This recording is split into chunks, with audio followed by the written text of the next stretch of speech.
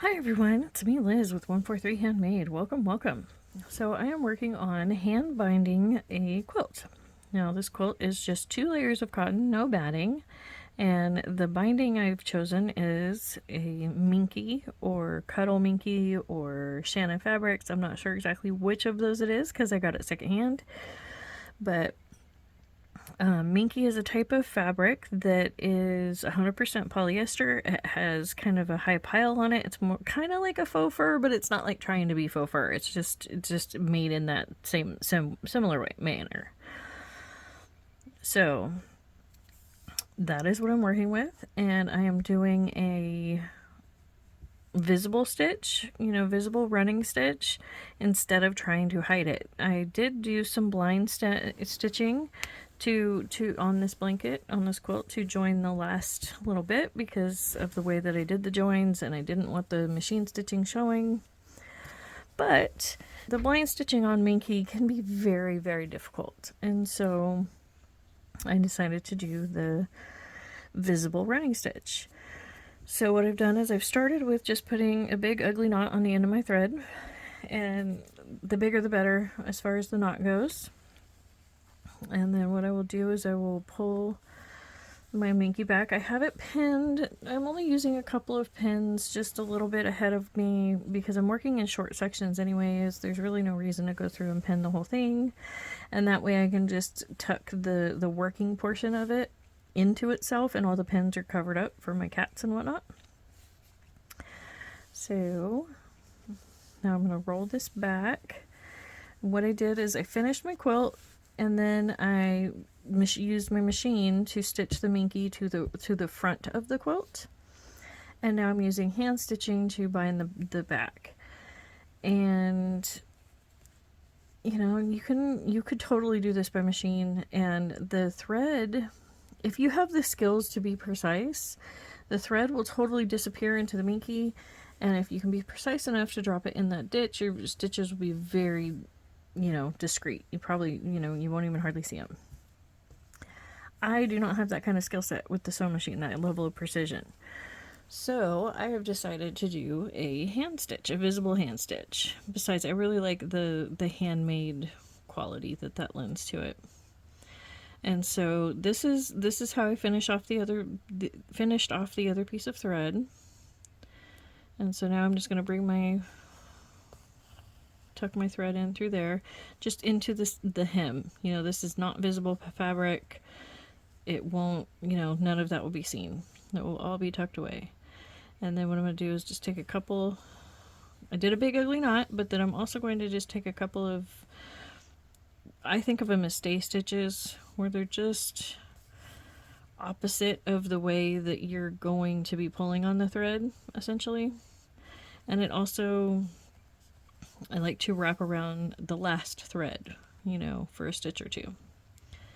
And then let me bring this up so I can see it really good, and you can see it really good. Yeah. Okay, now right here is my last stitch that joins the minky to the fabric, right? So now I've got my stitch here, and I mean that's a fairly short amount of space. I could get it closer. I'm not going to worry about it. So now what I'm going to do is I'm going to lay this back down, make sure that my threads are all tucked in, get my fold good where I want it, and then I'm going to adjust and pick it up, and then I'm going to just very closely to my last stitch go ahead and come up through my minky. Let's get that thread out of there. So that's just through that hemmed area and through the minky. And now what I'm going to do is I'm going to place my stitch, my needle in, and then I'm going to flip it over, and see that's a little far away, further away from there than I wanted it. So I'm going to go ahead and bring it back closer.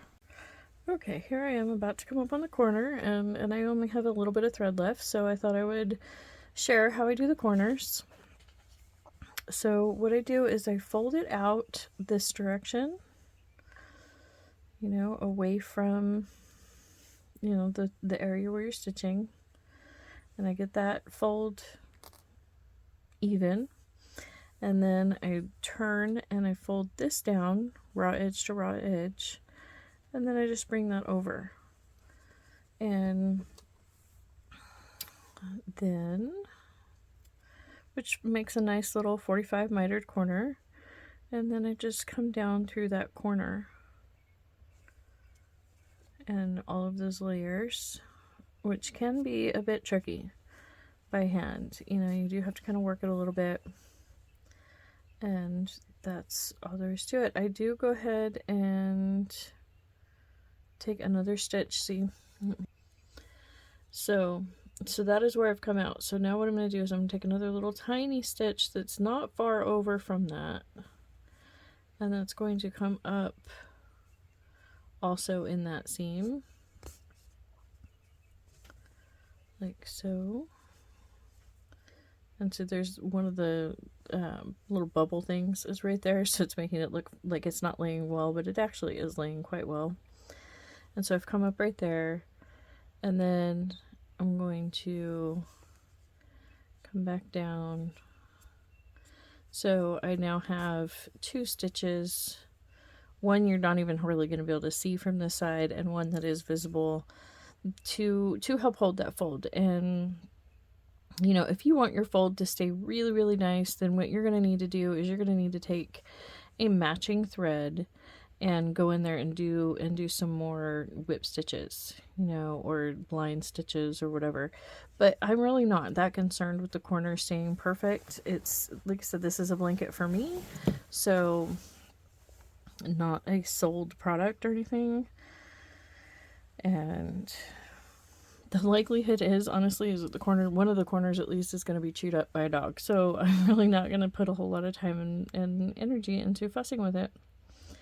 And so I'm just going to take one more stitch on up. And this one I'm going to try and get, you know,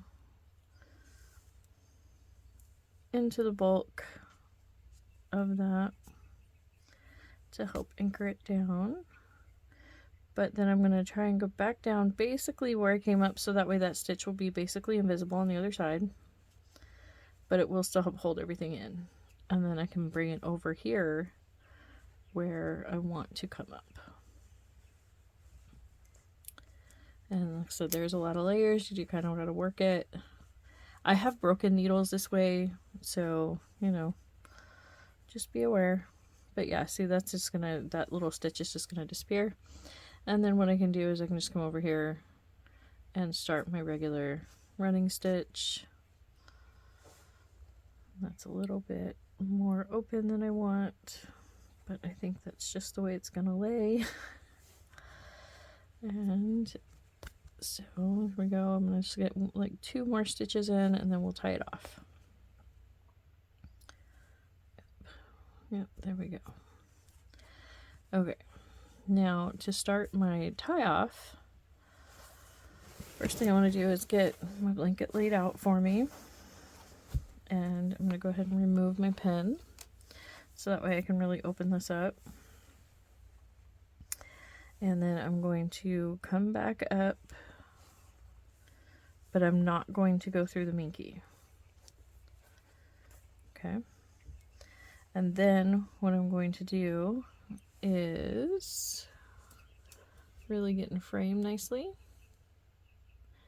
and then I'm going to do the in-between thing where I'm going through the one fabric but hopefully not the other, and you can double check it by flipping it over. There we go. Yeah, see, so that needle is now in between that sandwiched area, and then I'm going to come up, slide it through my machine stitched line to come up into the hemmed area. Okay, and then I like to do a back stitch that also, like, I come back towards where I came from, and I try and grab the thread underneath. And then I will grab another stitch out of the way, and then do the same thing where I come back and go under. Okay, and it just fell out, so I'm going to go ahead and just leave it that way. I'm not going to worry about it.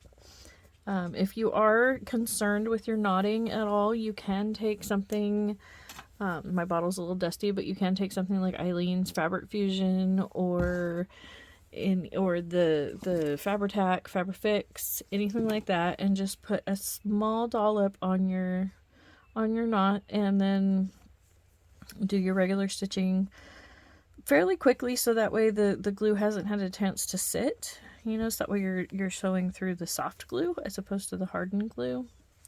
Or wait for it to get completely hardened and then you'll just puncture through it. So, but I'm not going to worry about it. And then, so that's it. That's how you finish your thread off, and that is how you do a corner, or at least that's how I'm doing it.